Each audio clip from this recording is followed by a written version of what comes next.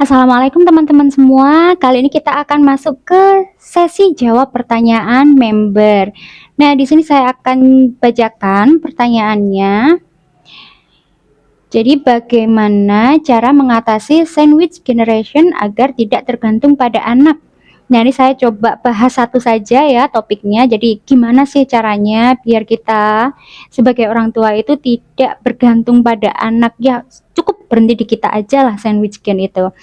Nah, sebelum lanjut, bantu klik like dan subscribe ya, biar saya tuh tambah semangat buat share ilmu-ilmu tentang keuangan lainnya. Oke, kita langsung bahas saja. Caranya itu ada beberapa ya. Yang pertama adalah belajar mengelola keuangan. Biar apa? Biar bisa punya proteksi diri, bisa nabung, dan bisa investasi. Bisa dipahami ya. Jadi uangnya yang kita miliki ini upayakan dikelola dengan baik, biar kita bisa punya proteksi diri, biar kita itu bisa memenuhi kebutuhan saat ini tapi tetap bisa nabung dan juga investasi. Karena ada beberapa kisah nyata yang ingin saya sampaikan di sini. Jadi terkait proteksi diri ya, yang pertama. Jadi saya pernah dapat cerita. Jadi ini bapak-bapak itu bisa investasi. Jadi bapak ini tuh bisa dari kerja. Jadi bapaknya kan usaha kayak gitu ya, dagang. Bapaknya itu rajin, ulet kayak gitu. Makanya beliau bisa punya banyak emas. Nah, dari emas yang beliau kumpulkan ini itu beliau punya rencana nanti emasnya ini akan dibagikan ke anak-anaknya. Jadi ada 2 anak ya, nanti dah dibagi ke anaknya. Jadi diwarisi emas ini aja, warisannya berupa emas, dan nanti juga mau dikasihkan ke istrinya. Sudah berencana seperti itu, tapi ternyata si bapak ini malah jatuh sakit karena ada kondisi penyakit. Saya lupa sakitnya apa. Yang jelas saat itu dengan kondisi sakitnya bapak ini, beliau butuh dirawat rutin. Nah, karena tabungannya itu ya adanya emas itu tadi, tidak punya proteksi kesehatan, akhirnya mau tidak mau ya emas ini yang akhirnya dijual sedikit-sedikit untuk biaya pengobatan. Lama-lama emasnya ini tuh habis, jadinya tidak bisa diwariskan ke anak-anaknya.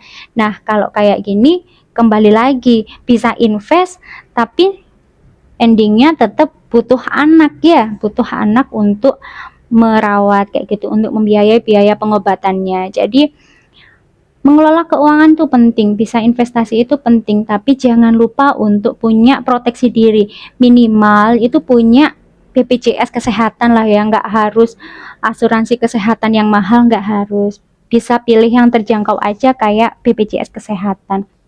Biar ketika ada hal-hal yang berhubungan dengan kesehatan dan harus keluar uang banyak, itu tetap tabungan kalian itu aman kayak gitu.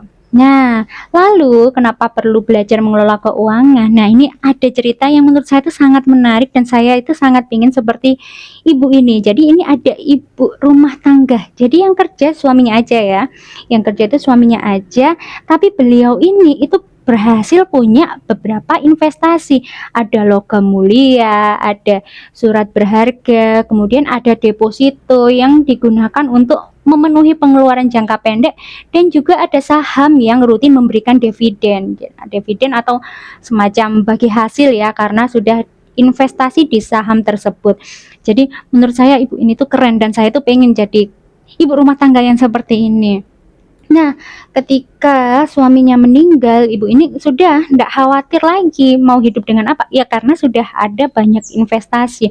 Bahkan dari investasinya ini di masa tua beliau itu tenang kayak gitu ya, sudah tidak khawatir apa-apa lagi. Bahkan ibu ini tuh bisa ngasih cucu-cucunya, nah kamu pengen apa, mau dibelikan apa, nah itu bisa belikan cucu-cucunya. Dan dividen yang dia dapat itu digunakan untuk sehari-hari. Nah karena si ibu ini tuh ya sederhana gaya hidupnya, akhirnya dividennya ini pun masih sisa kayak gitu, jadi nggak habis untuk pengeluaran bulanannya dia. Jadi dividennya sisanya tadi dikembalikan lagi, diinvestasikan lagi, seperti itu terus. Dan ini menurut saya contoh yang bagus ya, tidak tergantung pada anak, karena selama suaminya itu berpenghasilan, jadi ibu ini juga mengumpulkannya dalam waktu yang panjang ya, bukan waktu yang singkat.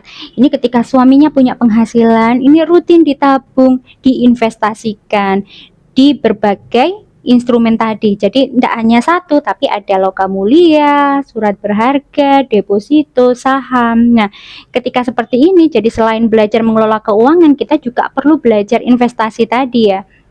Investasi, mempelajari kelemahan dan kelebihan masing-masingnya, dan ini itu kalau di awal memang terasa waduh banyak ya yang dipelajari, tapi kalau kita sudah paham itu manfaatnya itu akan sangat luar biasa. Oke, seperti itu ya. Jadi yang pertama tadi belajar kelola keuangan biar bisa punya proteksi diri, bisa nabung dan investasi. Lalu yang kedua, biar bisa berhenti menjadi sandwich gen, tidak bergantung pada anak, maka perlu mengumpulkan dana pensiun.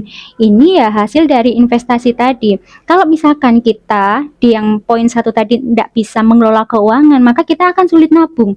Kalau nabung aja sulit, kita akan sulit untuk investasi juga, kayak gitu. Maka yang satu itu harus clear dulu, baru mulai kumpulkan dana pensiun. Nah, biar gampang, bisa pakai kalkulator untuk menghitung dana pensiun ya. Jadi di Mahir Finansial itu kan sudah ada ya buat member-member yang sudah tergabung. Di kalkulator itu di bagian sheet yang bawah itu silahkan lihat dana pensiun. Nanti silahkan klik di situ, tinggal lihat saja. Tinggal isi di dalamnya berapa sih pengeluaran per bulan, kemudian umur saat ini tuh berapa, kapan rencana pensiun, jadi pensiun mau di umur berapa, nanti langsung dihitungkan berapa dana pensiun yang perlu dikumpulkan secara total, dan juga akan langsung dihitungkan berapa sih yang perlu ditabung atau diinvestasikan setiap bulannya. Jadi dengan dua cara ini kalau diterapkan, insya Allah ya nanti di masa tua itu kita bisa lebih tenang dan tidak tergantung pada anak. Semoga bermanfaat.